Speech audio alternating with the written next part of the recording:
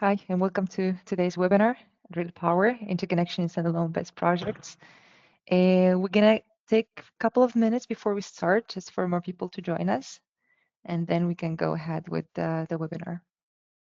In the meantime, I would like to remind you that this webinar is going to be recorded, and then we're going to be sending it to you tomorrow, by tomorrow morning, in case you would like to watch it again. And also, I would like to mention that we have several other webinars upcoming this quarter.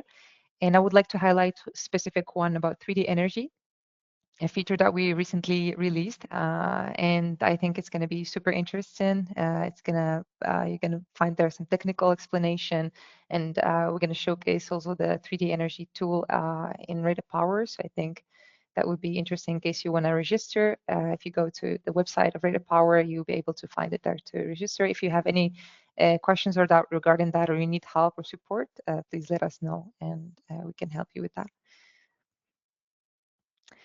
Okay, let's give it another minute, and we can start.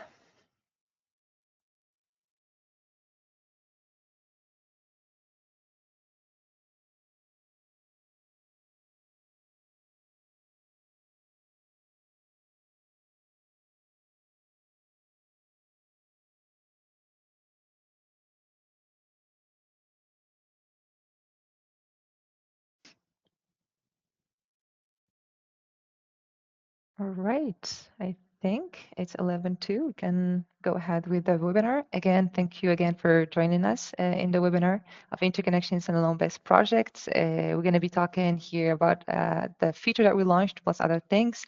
First, my name is Soukayna. I am a product manager at RatedPower with an interest or focus on the interconnection workflow and designs. And I will be walking you through today this new feature that we launched in the past quarter. First, I would like to give you a bit of context why we decided on working on the interconnection in BESS. We're going to be discussing a bit the importance of interconnection in standalone BESS and the challenges faced. We're going to be introducing the scope of the feature, and then I will walk you through the demo of a workflow using RatedPower from site definition up to down to the download of the documentation and the documents that you need. And I will finish with the benefits and added value of the feature. And of course, I'm going to leave some time for Q&A in case you have any questions to ask. All right, so for the introduction, I would like to answer the first question, that is, what is interconnection standalone BESS already? So this is the name that we gave to the feature. And as most of you know, and especially if you were a user of RatedPower, you would know that at the start or at the beginning, we had the hybrid flow of BESS design, where we are able to design the PV plus the battery in RatedPower. And afterwards, we decided to do the standalone BESS, but lately we decided to include the interconnection parts to the standalone BESS flow, in which we allow the design of substations, switching breaking stations, transmission and distribution lines, either overhead line or underground line. We're going to be talking more about the scope of the feature later on. But to give you more context about the reasons behind this and why we decided to go for it, first, we have the aspect or the side of that's something that we cannot deny, which is the scale of the best projects globally, worldwide. Global deployments in the first half of this year were up to 54% compared to the same period last year. And that's something that is expected to keep increasing. So already that's something that pushed us from the beginning to work on the BESS and the battery design. Then next, when we had the hybrid BESS design, as I mentioned, we saw an increased usage of it and also a lot of feedback about the standalone BESS projects that we would like to have it also included in the software. Um, so it was a natural step for us to include it and deploy it. And right after that, we saw that there was certain user bottlenecks, but also insights from user that they need the interconnection with the standalone BESS flow as well in order to have everything in one place, in one tool, without having to go to a different tool to design their substations. Or without having to do workarounds to have the full results of BESS plus interconnection. So again, that was a natural step for us to move forward with including the interconnection in standalone BESS flow. And apart from that, we had to ask ourselves the question of why interconnection is a critical challenge in standalone BESS projects, and the particularity for the BESS already being the interconnection is the bridge between the BESS and the grid. The interconnection process that happens, the involvement of many stakeholders, that already gives it a certain level of complexity and an importance of interconnection when designing a standalone BESS. That's something similar to PV actually, or to any other generation source. Um, at the same time, we know that PV, for example, in the hybrid case that we have in RatedPower, PV is designed to generate energy to the grid. But in our case, PV BESS is designed to both store and dispatch energy. And this as well, this bidirectional flow that BESS has makes it tied to how and when it's connected to the interconnection, and hence it gives us a certain challenge and critical part of interconnection within the project. Um, and yet, with all of that, we have also the fact that interconnection is fragmented as a process and manual, and it consumes times, and it's highly technical with all the grid codes that we have per utilities and countries. Um, and also regions, all the regulations, the technical requirements, it makes it highly technical, and it adds another level of complexity to it. And all of that with the fact that it needs collaboration and coordination between several teams, from engineers, developers, utility, regulators. So it needs coordination from different teams, and that costs sometimes money, delays because of the process, and that's something that we try in RatedPower to help resolve. And that's why we this feature we were trying to reduce a bit this gap or solve these pain points by offering a unified automated workflow that supports collaboration and compliance, by allowing the user to design their interconnection facilities, design the battery system, and have the costs of both systems in one tool and all the documentation needed for their interconnection application. And that leads us to talk a bit about the importance of interconnection in standalone BESS, or how is it different from solar PV. Uh, Something that is common, obviously, is that interconnection is the least predictable part in the process of the development of the project. It is a big part of either PV or BESS, but specifically, as I mentioned earlier, for PV, it's typically generation focused with predictable output, unlike the BESS that is bidirectional. You need to charge, discharge from the grid. Um, and that also make it a big, that's how I would say the biggest particularity here between PV and BESS. Apart from that, you have the grid services that are different. For PV, it's generating hourly during the day energy, but for BESS, it could give other services, grid services like arbitrage or peak shaving or voltage support, for example. So different services that BESS could provide, unlike PV. And also, PV requires a generation interconnection study, but BESS in this case requires generation interconnection study and load study. So that's also something that brings a bit of complexity also, and also time regarding the process of interconnection for utilities to do their procedures and review when it comes to the application. And this also leads us to the fact that PV, since it's been there for many years, it has a well-established interconnection procedures. It's known depending on the region, on the utility, and so on. But for the BESS, it's something new. It's not really established as procedures in different regions among utilities. So there are, for example, utilities who consider BESS as generation, others as load, others as hybrid. So this also creates more time in the reviews and more considerations during the interconnection application. And finally, PV cost estimation is more straightforward. Unlike the BESS that requires, with all these differences, requires more interconnection equipment, more specific control systems that makes the cost less, the cost estimation of the cost less hard, more hard, sorry. And here, this is where RatedPower actually, and any tool could help estimate the costs more accurate for the developers. Um, And this actually gives me or leads us to this point of what rated power could help with in this case, and what is the role of rated power regarding the BESS and the interconnection process. So first, already, as you know, with standalone BESS, we are offering or supporting the bidirectional flow modeling in our calculation model to design and calculate the energy, the dispatch strategy, the charging and discharging of the battery. We're including the interconnection equipment in the bill of material, that being the substation, switching break-in station, depending on the choice of the user and the transmission lines. And with that, they could actually create a CapEx sheet to calculate the CapEx of the project. We're also integrating with Prism, Prism that is a tool for prospecting, land prospecting, that is also part of suite software of the company Inverse that is integrated with RatedPower. And in this specific use case, I would say it's more useful to identify substations with available capacity. And in some countries, you can actually find some stations with available capacity and with storage requests that we could have as a data. With that, it's a beneficial thing that we have at RatedPower, so that you can start from the prospecting side up to the generation of your project. Apart from that, we're automating, of course, the transmission line and substation design with a certain level of customization. And finally, we are generating the documents needed and that are aligned with utility requirements, dependent on the user inputs from the software and from the tool. And we're going to go through the scope and all the documents that we provide in a bit.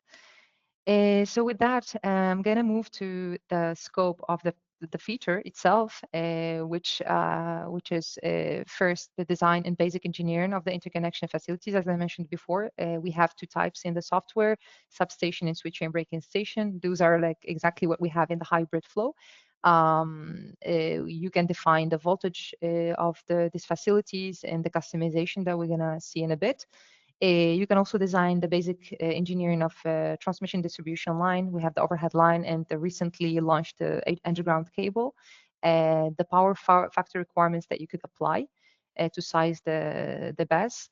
And finally, we generate all the documentation related to interconnection as we have for the hybrid.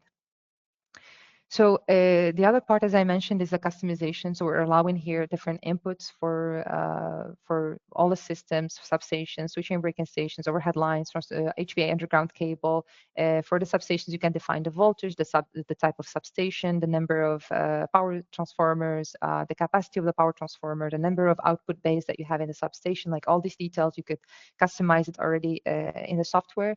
Same thing for the overhead line in the HV cable. You could select the conductor, the earth wire for the OHL, the type of tower, the number of circuits, the number of conductors per phase or the bundles. And also for the HV cable, you could actually choose the installation type in the trench and select the cross section of the cable that you would like to have for the cable. So with that, we generate the list of the documents that are useful for your interconnection application and for your other stages in the project. First, in this case, we generate the interconnection facility report, the SLD of the substation or the switching break-in station, the layout, the overhead line report and its layout, the power flow model documents in different formats, in a raw format in Excel, the bill of material, the listing of cables for the case of the HV cable, underground cable, and finally the general layouts, including the battery and all the systems that we have in the design, including substations or transmission lines. And for this, I would like to actually demo it so that you can see it yourself, and we can go through the flow, the workflow from site definition and to showing you the documents that we generate for interconnection. So give me a second. I will just drop here this view. And in here, as you can see, this is Prism. This is the tool I mentioned for prospecting. As you can see here, we have Spain on the map, and we have here different layers, map layers that I already added, like oil and gas pipelines, protected areas or restricted areas, transmission lines, water bodies, different layers that you can have here. But most importantly, the substations, because that's our point here. We would like to see the substations. So actually, I'm going to disable the other layers so that we can focus more on the substations. So as you can see here, we have different substations. You can also add different filters to the substation. For example, in our case, we would like to see the storage requests, which is more specific for BESS. And with that, you could find here all the substations that have availability or capacity available for storage.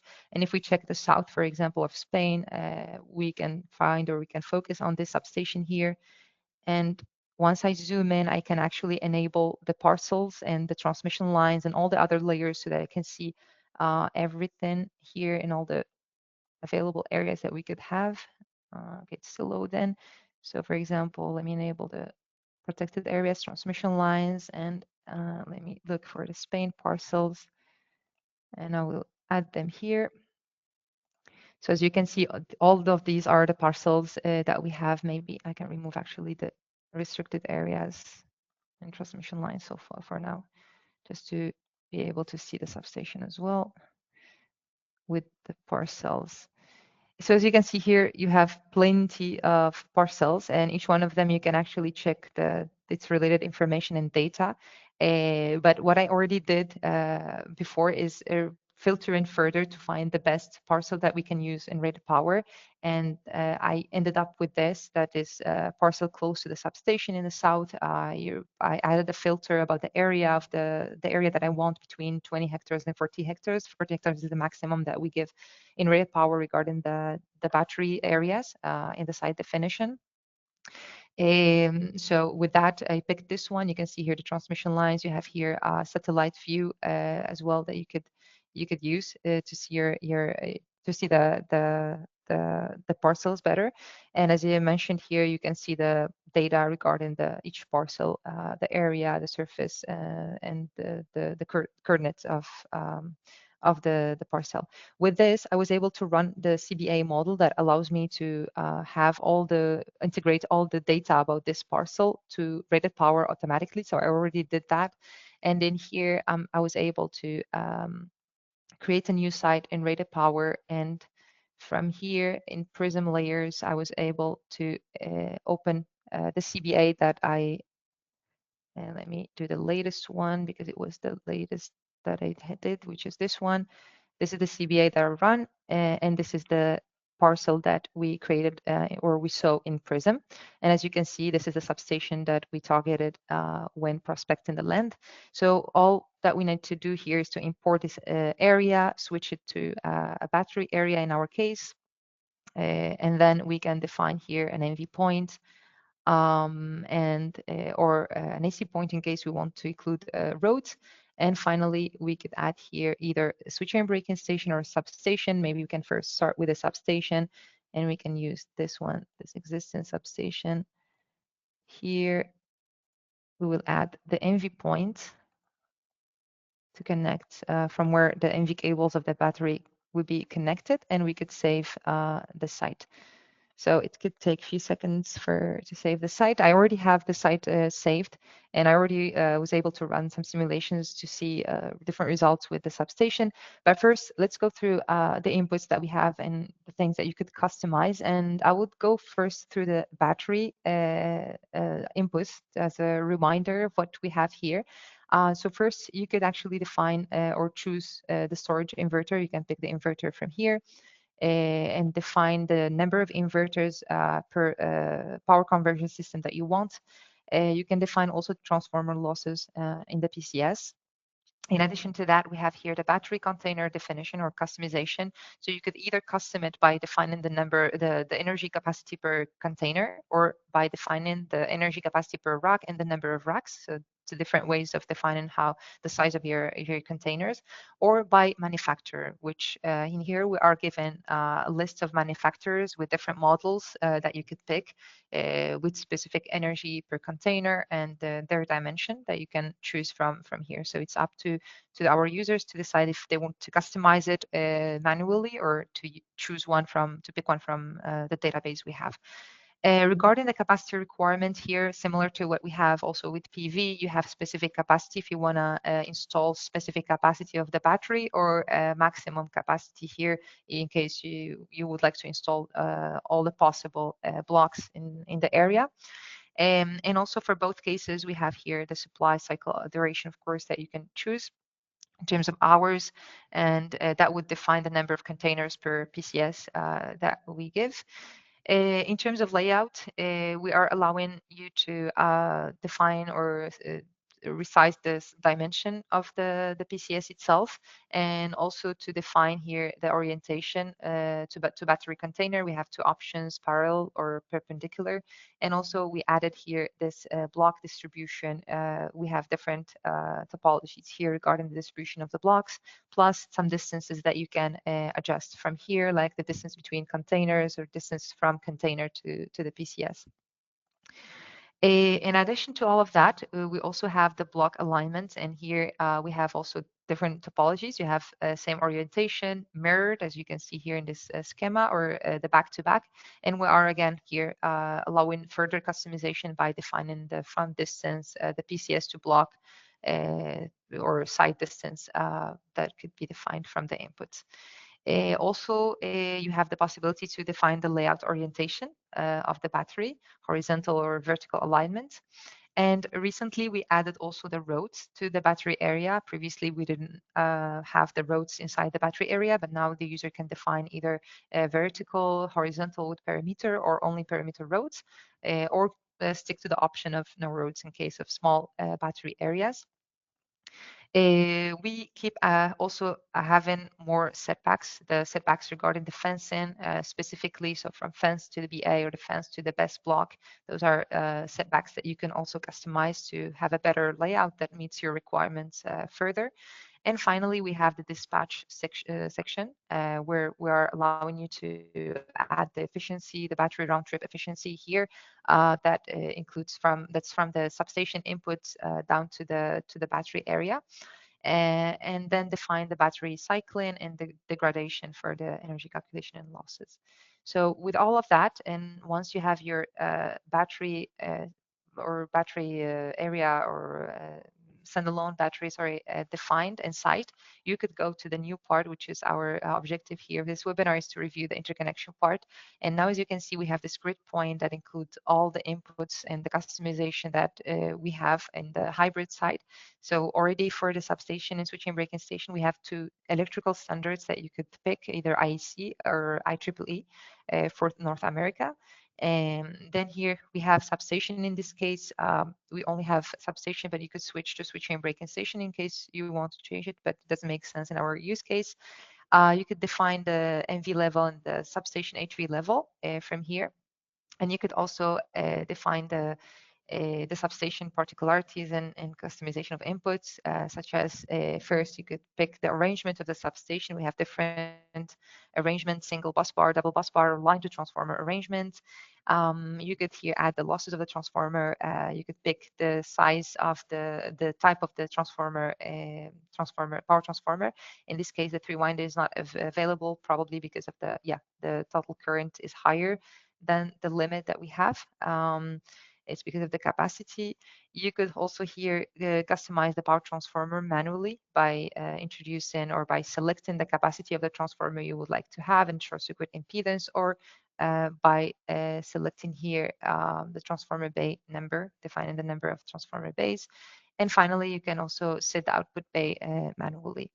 Regarding the transmission lines, actually, since I didn't include here in the site a transmission line, have already this design here with an overhead line. It's a similar site, but with an HV underground cable that is outgoing from the substation up to the point of interconnection. And with that, you'll be able here to see the underground cable inputs. We have here the cable formation or the installation type. We have two types, trefoil and flat. You can here pick the cross sections of the cable you would like us to size or to consider in the sizing of the conductor, the maximum circuits per phase, the material of the cable, depth of lay-in, distance between circuits. These will help calculate the trench and size the trench. And finally, the maximum voltage drop to consider in sizing. And we added this right-of-way buffer in the case of crossing a different area. Regarding the grid requirements, As you can see here, we did the only difference in the grid requirements between standalone BESS flow and the hybrid is that we didn't include the capacitor bank in this case. We reduced a bit the scope here to only have the possibility of compensating by adding inverters. And here you can define your strategy by defining the point of measurement of the power factor. You can define the required power factor here, and we're gonna estimate the power factor at the inverter's output in the design process, and finally in the calculation, will give you the results. So with this, I also have here this case with the switching and breaking station, just to show you a different case. Or maybe let me go to the location. Maybe we can actually choose the site, which could be this one, maybe. No, this one is still substation, so it should be this one with switching and breaking station. Yeah. So as you can see here, we have the switching and breaking station. In this case, I defined an overhead line instead of an underground cable going to the substation. And in this case, again, if you go to the grid point, the difference is with the overhead line inputs, where you will find here the same inputs that we had in the hybrid flow, the number of circuits, the number of conductors per phase, right-of-way buffer as well here in the case of crossing an area. You have here specific inputs like the pollution level, the target span between, or the span distance between the towers. You can pick the phase conductor, earth wire, and then define or pick the tower shape that you would like to have. The tower shape, they change dependent on the number of circuits. And with that, once you run it, let's see if we go back to this one. As you can see here, we already provide some KPIs, the standalone BESS KPIs, the financial KPIs. Here, that's very important because I would like to mention here the financial part where you can actually upload a CapEx sheet. In this case, for example, if we have this CapEx sheet that you can actually define, and I'm going to show you that in a bit. If you click on show details, you will see that these are categories and subcategories that I created myself. You can create any category, duplicate them, remove them, add more entries, like here in this case, overhead line towers, insulators, SPS input, so you can specify it. And here you will find all the necessary entries to calculate the capex at the end and the cost of each equipment in your facilities and your transmission lines. So with this sheet, you'll be able to find to have a result of the financial and the cost of your project. And in addition to that, now we have also the KPIs of the substation and the transmission line. In this case, if we have an underground cable or an overhead line, you will see the KPIs here. So that's the partial results, let's say, but the biggest part of the results is within the documentation. So as I mentioned before, we have all these documents that are useful for the next phases of the project. We have an interconnection facility report, a detailed report regarding the sizing of the substation or switching breaking station. We have obviously the BESS design report. We have here the power flow model documents, the WEC equivalent in both Row and Excel, and also the full AC model that could be used in different tools for detailed power flow analysis. We have the different spreadsheets, including the bill of materials, energy yield results, the financial analysis and listing of cables with the results of the HV underground cable. And we have finally the drawings, the SLDs and layout of both the interconnection system and also the battery side. So I would like to show you a bit the documentation that we have. We can go through them quickly, or at least show you some of them. So here, for example, this is the layout of the battery. So as you can see, in this case, we are including the view of having the substation here and the underground cable going. So we included also the systems for both this view and the satellite image view, where you can have them and you have them in the legend with included with the other elements. So that's also something that could be useful to have in the general layout. You have also the layout of the substation itself. In this case, we have a line to transformer, so it's exactly the same result that we have for the hybrid. Same thing for the SLD. We're providing now the SLD of the substation, and in the case of switching and breaking station, we provide also the SLD. We have here the best design report, but I would like to go through the substation report in this case. So here, as I mentioned before, in this report, you will find all the results regarding the calculation and the sizing. So we can go through the table of content here. You have the description of the substation, the consideration that we considered for the substation, environmental conditions, short circuit current, like all the considerations in the sizing, a high voltage system results from the output circuit bay to the power transformer bay, and finally to the lower system, which is the MV voltage and the MV cubicles. So maybe we can click on the here so that you could see some of the results here, the size of the power transformer, the earthing devices, the surge arresters, like all the electrical parameters of the equipment that we size and that we quantify in the bill of material, which actually led me to the bill of material that I would like to share with you as well. So here, I'm going to drop it here. Uh, and here, as you can see, we have the bill of material document and where you're going to find the battery system quantified with all the elements. And at the same time, you'll find a sheet for the substation, again, with all the elements and details of the equipment that we calculate in size, including the civil work as well.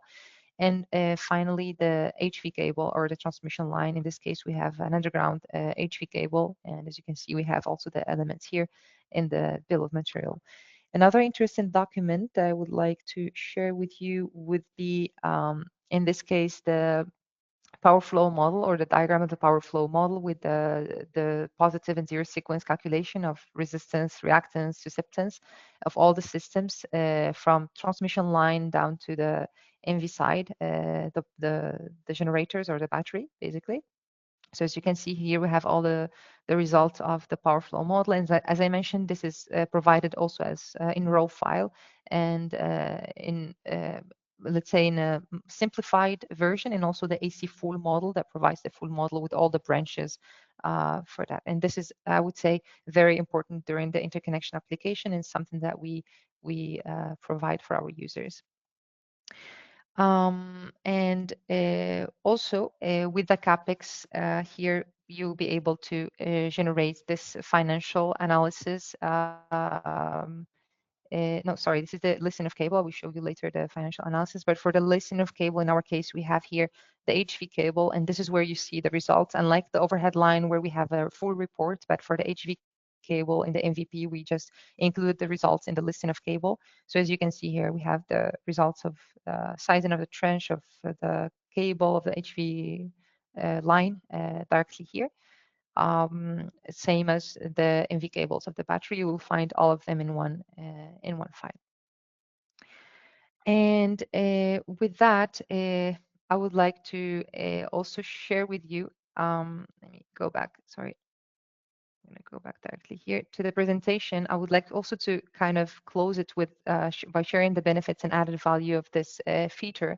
So with this feature, we try first to give you efficiency to try to automate these tasks by of sizing the interconnection part, transmission lines, and so on, to save a bit the hustle of working with different tools in separate places, but to have it all in one place. So that would give you a bit of efficiency at work and reduce the workload. Scalability by allowing this workflow to be used in different regions, different projects that would help our users to scale their projects, scale their portfolio. Also the collaboration. RatedPower is a collaborative tool, as you might know, and developers, engineer, utility engineers as well could work at the same time in the project or in different phases in the same place in RatedPower. And finally, accuracy by trying to provide detailed documentation, especially the bill of material that is useful, the financial analysis, the SLDs, and that would give more accuracy for your stakeholders and would help you advance with the project up to the interconnection application of your project. So with that, I hope I covered most of the important part of the feature and the importance of the interconnection in BESS. Again, I'm happy that you joined us today in this webinar, and I would like to save some time for the Q&A. We only have a few minutes, 10 minutes more or less for the Q&A. So please, if you would like to drop your questions, I'll be happy to answer them. And in case there is something that I don't have an answer for, I'm sure I'm going to do a follow-up by email to answer all your questions. All right, so I think I already have a few questions here. The first question from Glenn, can the model be used to other software such as PSSE? Yes, that's the idea, honestly. Before moving to another step of thinking of having that part of the calculation in our tool, we wanted to have this raw model, a raw file that you could use actually in different tools like PSSE, for example, Dix Island, that you could use from there. So that's one thing. Another software from Glenn, can the software calculate the IRR, SOE, etc. of the project? Yes, you can. I didn't show you maybe all the full part of the financial part in the software, but we provide other inputs regarding the IRR, the OPEX that the user can introduce, and we do the calculation as well of these parameters. Let me see if I have another question. Can we design more than one battery in RatedPower?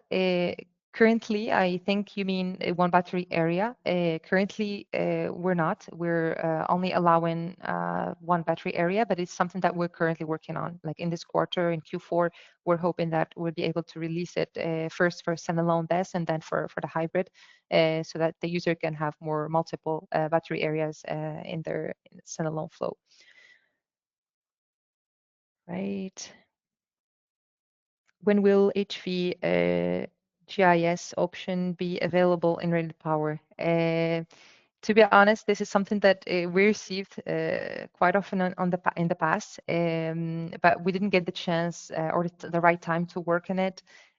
So I'm not sure if I don't think it's going to be in the short term or midterm, but hopefully at some point, if we keep receiving this feedback and we see the importance for our users and the need for the users to have it, we will think of including it in our roadmap. All right.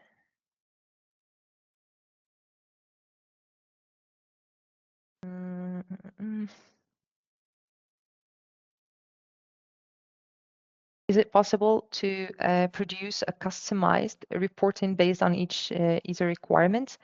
Um, I would say for our documentation and report, since it's generated also in editable format in Word, which I think it's an advantage that we give. It's not just PDF. It's something that could be customized. But here I could follow up with you to better understand exactly what you need in the reporting, in the content. Maybe it's something that we could help customize further. So I will definitely follow up on that, Angeliki. Thank you for the question. Andrea asked if Prism is a separate tool. Is it included with RatedPower license? It is a separate tool. For the licensing part, I don't think it's included, but it's with the package. It's a separate package, separate tool. For that, I would prefer to ask the sales team so that they could give me a better answer, and I will follow up on that again with you, Andrea. Thank you for your question as well.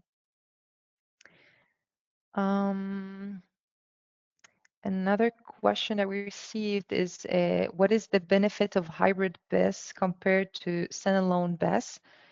To be honest, this question depends on the objective of the project. Hybrid BESS is more for serving the renewable energy, renewable sources expansion, I would say. Unlike the standalone BESS that is usually provides different grid services, and it's usually the advantage of it would be being close to the substations than the case of hybrid, I would say. But that would depend on the objective of the project. Let's see if we have any other question here.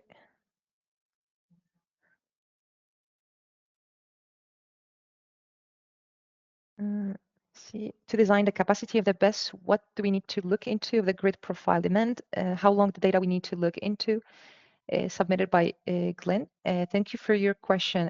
For this, I would prefer to really go through this question, like for the how long the data we need to look into with our expert in storage. But personally, I would say that at least to design the capacity of the BESS, what we could look into is to analyze the load curve, mostly the seasonal load curve, the peak demand as well, and also if we are able to analyze the frequency of the curtailment, that would be beneficial. And for the seasonal load curve, it would be great to look into 1 to 2 years before from the historical data. All right.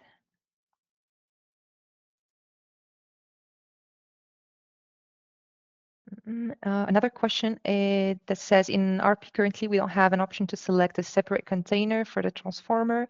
We can just have a PCS container and battery container. My question is regarding how can I define a separate container for this transformer, as some of the manufacturer doesn't have integrated transformer and inverter container.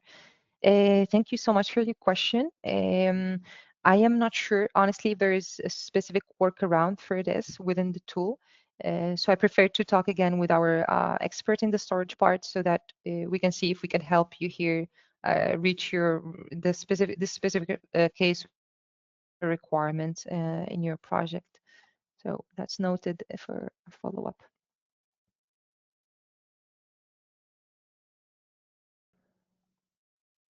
Okay.